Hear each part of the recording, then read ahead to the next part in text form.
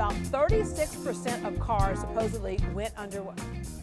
Welcome back to Great Day Houston. Hope after Harvey. So about 36% of cars went underwater, which means what are you going to drive? Even if you have insurance, it takes time to file that claim. So how do you get around? How do you get to your job? Well, there's Metro. A lot of people are riding the bus for the first time. Joining us right now, we have Tom Lambert with Metro and also a couple of volunteers because we are here at the Houston Area Food Bank, the largest in the country, and we want to talk to them about what they're doing here. But first, Tom. Okay, so you have folks who normally ride the bus who said, this is great, we're good. Other folks will be riding for the first time because a monumental amount of cars went underwater. So Deborah, we worked very hard to bring the system back to full operation. So by September the 5th, we got everything up and running, rail up and running, park and ride up and running, our bus network up and running. And today every route is up and running. We're still having the detour bit on the west side. But everybody needs to go to ridemetro.org. It's easy to use our system, so we want to make sure they go to that website. They can plan their trip. We've added additional buses because we've seen ridership grow in our parking rides, and we're back about 100% operations on the local bus system and rail.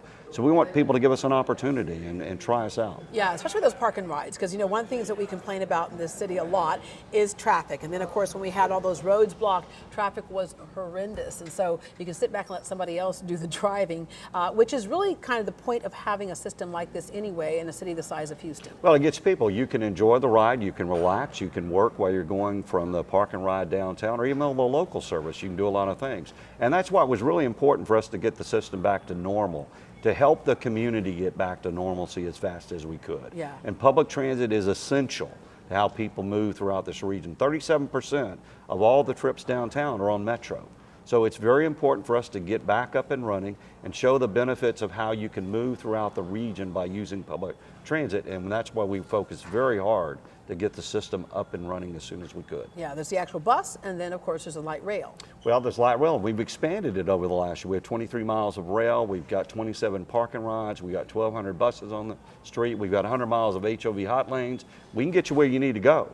So go to ridemetro.org, plan your trip, give us an opportunity to get you where you need to go, and enjoy the opportunity to let somebody else do the driving for you. Yeah. And it's a very positive experience. I know you hear oftentimes people say, okay, we have light rail, but it only goes from like point A to point B. How come it can't go from point A to point Z? Like, can you take me from the Woodlands all the way into downtown? There's a strategic process as to why we have these short bursts with the light rail system. Well, we built it, it really came from the 2003 referendum. The voters approved, and we built out what they agreed for us to do. But now we're looking to the future. So we want input back from the public too. What should we be looking at in updating the regional transit plan? How do we connect to airports? What should be the next phase? So we're also working with the community to give us feedback on that. And you'll see the board update the next plan and where we need to go. It's metronext.org. And we want people to give us feedback on that as well. Yeah, a couple of years ago, I took the bus because we went through all the steps. I think it can be intimidating to people who've never ridden the bus before, but it's not that difficult, right? So for somebody who might be riding for the first time because they don't have their vehicle anymore and can't access one right now, what should they know? How do they go through the process? Two things. Go to ridemetro.org and you can plan your trip. Before you ever leave home, you can show where you're at and where you want to go, and they'll actually plan that trip for you. It's very easy to do. We only charge $1.25 to ride the local system, so it's very economical. But you can also call 713-635-4000, and our customer care representatives will assist you in planning that trip as well. Yeah, and what's so great about this today is the last time I really rode the bus and depended on it was when I was a college student. Well, there was no internet back then. You couldn't log on and see what your route might be or see exactly where you're going to be dropped off in the whole bit. And I gotta say, light rail is beautiful, the buses are nice, and you never know, you might meet someone fun when you're sitting next to them. You will, but you can also, and I'm glad you mentioned that, because you can actually track that bus arrival through technology today. Really? So we actually have an interactive map, and it'll show you where that bus is and when it's going to arrive and next bus arrival. So we try to make it easier for our customers to know when that bus is going to show up as well. Yeah, okay, so bus passes, all that type of stuff, how does that work? Everything's on ridemetro.org. It'll explain it all to you, how you can pay with cash, how you can use a Q card, how you can use your own smartphone and do mobile Q ticketing. It's very simple to use our service. All right, Metro's gone high tech. Okay. There we are.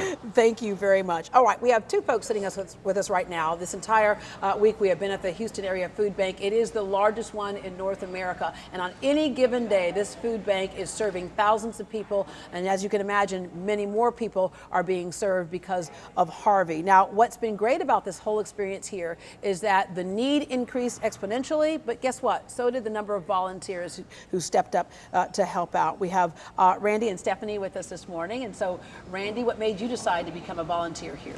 So we've actually been volunteering for years. We're with a school called the Gateway Academy, and so we serve students with special needs, and so we've been coming here for years, so it was just common sense to keep coming and serve those who have been affected by Harvey. Yeah, and I know Gateway Academy, it's a great school. Thank Kids you. ADHD, all types of other, Yes. might be issues in other schools are not an issue there. No, absolutely not. We have smaller classes to give the students a better student to teacher ratio so we can serve their needs better. Yeah. And we have different types of interventions so that we can really help them with their disabilities. Yeah, and we certainly know with kids with disabilities in particular, some of them might have a tougher time dealing with these changes here. I know, like even with my son who's ADHD, he doesn't like change. He wants to know what's coming his way, and with Mother Nature, you don't always know. So I'd imagine with those smaller classes, you're also able to kind of insulate those kids a little better. A So little bit, but some of our students have been affected by Harvey. Yeah. Some got flooded. Yeah. So we've also been helping those students, trying to see if we can get them more uniforms, not charging for things like that. Yeah. And I think for those who didn't get affected, I think this is a really great way to feel like you're giving back, you're doing something. Yeah. And Stephanie, why did you decide to come on out and volunteer in addition to what you always do? I mean, the same as Randy has said, community service is really pivotal not only for our students, but also for the faculty, for the kids to see us alongside them, helping others in our community and giving back. And something so dramatic and so intense as Harvey relief, it was really important for us to get the kids back out here saying, this is what we're going to do to make a difference. And we were talking about how pivotal the role reversal is for our kids, for them to be the ones getting to help instead of always getting help. Yeah, that is empowering, isn't it? It's very empowering. And so just as another piece of the Gateway model of getting our kids out here in the community. Yeah, I even seen there were several folks who said, look, my house is underwater. Yes, There's ma'am. nothing I can do about that right now. And coming out here makes me feel good. For those people who are thinking, who are blessed enough that their house is intact, are thinking, I should do something, why the food bank? So the food bank isn't just for food right now. What we did today was bag up supplies for hygiene kits so that people who don't have homes but are going to shelters or things like that could have a kit where they could get clean. I mean, we take that all for granted, right? That we can go and hop in our shower, but these people may not have showers anymore. But also the need for food. We can all understand hunger.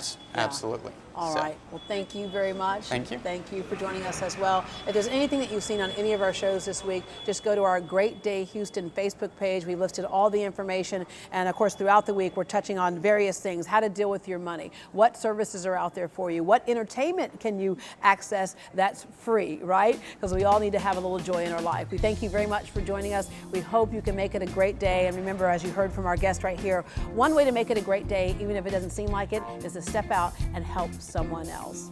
Hope to see you again later.